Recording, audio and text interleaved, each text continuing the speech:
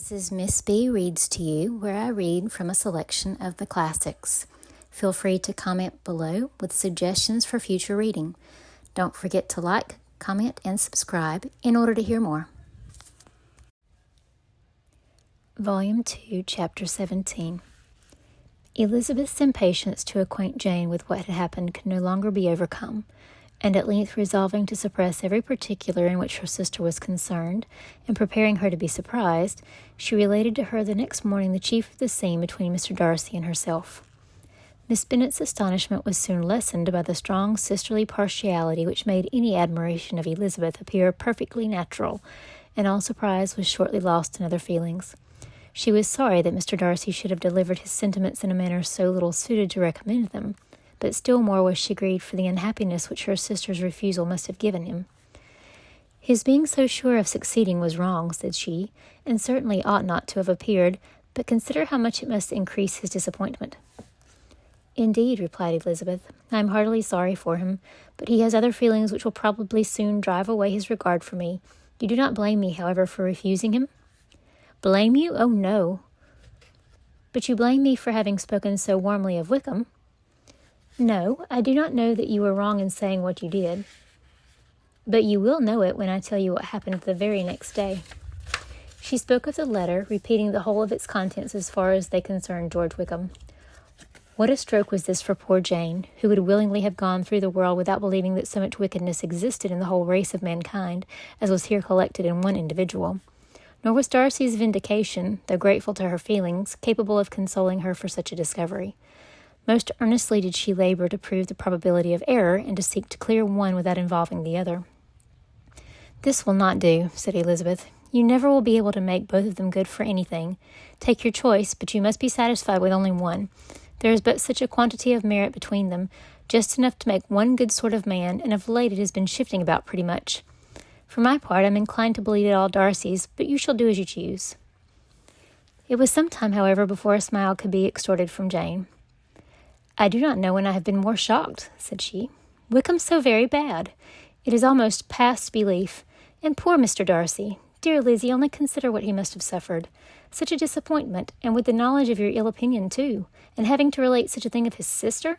It is really too distressing. I am sure you must feel it so. Oh, no, my regret and compassion are all done away by seeing you so full of both. I know you will do him such ample justice that I am growing every moment more unconcerned and indifferent. Your profusion makes me saving, and if you lament over him much longer, my heart will be as light as a feather. Poor Wickham! There is such an expression of goodness in his countenance, such an openness and gentleness in his manner. There certainly was some great mismanagement in the education of those two young men. One has got all the goodness, and the other all the appearance of it. I never thought Mr. Darcy so deficient in the appearance of it as you used to do. And yet I meant to be uncommonly clever in taking so decided a dislike to him without any reason. It is such a spur to one's genius, such an opening for wit to have a dislike of that kind. One may be continually abusive without saying anything just, but one cannot always be laughing at a man without now and then stumbling on something witty. Lizzie, when you first read the letter, I'm sure you could not treat the matter as you do now. Indeed, I could not. I was uncomfortable enough. I was very uncomfortable, I may say unhappy, and with no one to speak to of what I felt, no Jane to comfort me and say that I had not been so very weak and vain and nonsensical as I knew I had. Oh, how I wanted you. How unfortunate that you should have used such very strong expressions in speaking of Wickham to Mr. Darcy, for now they do appear wholly undeserved. Certainly, but the misfortune of speaking with bitterness is a most natural consequence of the prejudices I had been encouraging. There is one point on which I want your advice. I want to be told whether I ought or ought not to make our acquaintance in general understand Wickham's character. Miss Bennet paused a little and then replied, Surely there can be no occasion for exposing him so dreadfully. What is your own opinion? That it ought not to be attempted. Mr. Darcy has not authorized me to make his communication public. On the contrary, every particular relative to his sister was meant to be kept as much as possible to myself, and if I endeavor to undeceive people as to the rest of his conduct, who will believe me? The general prejudice against Mr. Darcy is so violent that it would be the death of half the good people in Meryton to attempt to place him in an amiable light. I am not equal to it. Wickham will soon be gone, and therefore it will not signify to anybody here what he really is.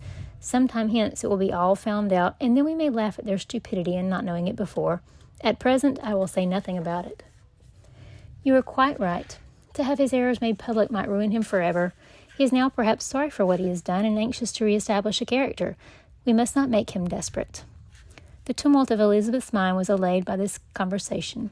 She got rid of 2 secrets which had weighed on her for a fortnight, and was certain of a willing listener in Jane whenever she might wish to talk again of either. But there was still something lurking behind, of which prudence forbade the disclosure.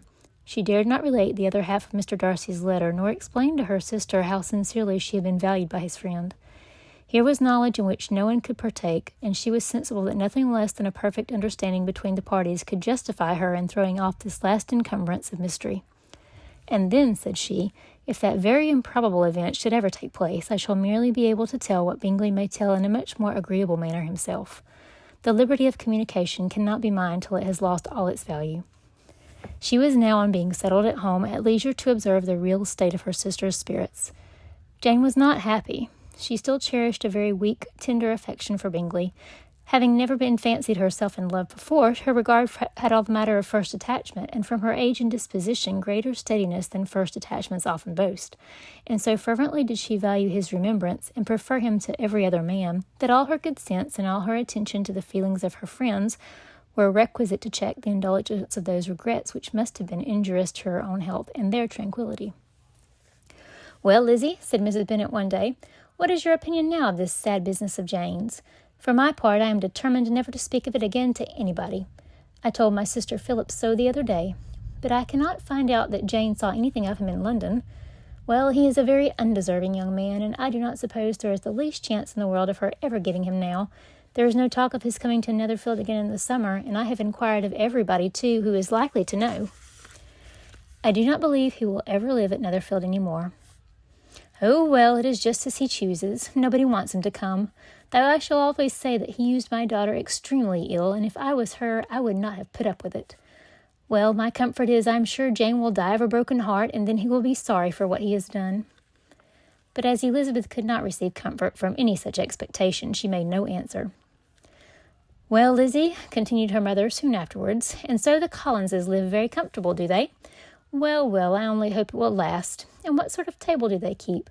Charlotte is an excellent manager, I dare say. If she's half as sharp as her mother, she is saving enough.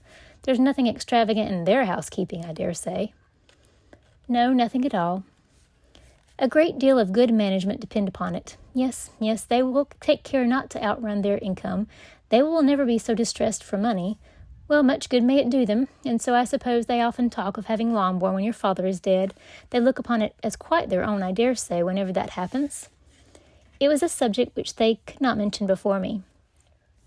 "No, it would have been strange if they had, but I make no doubt they often talk of it between themselves.